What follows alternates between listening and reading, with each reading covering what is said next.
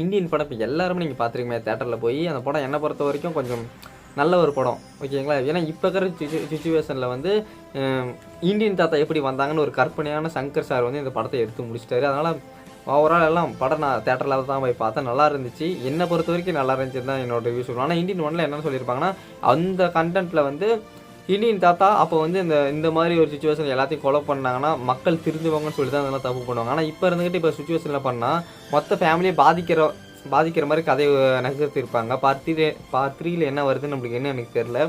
ஆனால் பார்ட் 2 என்னை பொறுத்த வரைக்கும் கொஞ்சம் நல்லா ஒரு ஆவரேஜான ஒரு மக்களுக்கு ஒரு நல்ல ஒரு படமாக இருந்துச்சு. ஆனால் சில சீன்ஸ்லாம் கொஞ்சம் முரண்பாடாக இருந்துச்சு. இந்த தாத்தாக்கு 6 பேக் வர சீனு, இன்டர்நெட்டை ரொம்ப இது பண்ணுறது, அந்த 106 வயசுக்கு மேலே இருக்கிற ஒரு தாத்தா மார்ஷியல் ஆர்ட்ஸ் கலையை அத்தனை பேர் குழந்தை இருக்கிறதும் ரொம்பவும் சுவாரஸ்யமாக இருந்துச்சு. நடக்குமாங்கிறது ஒரு அப்பாற்பட்டது.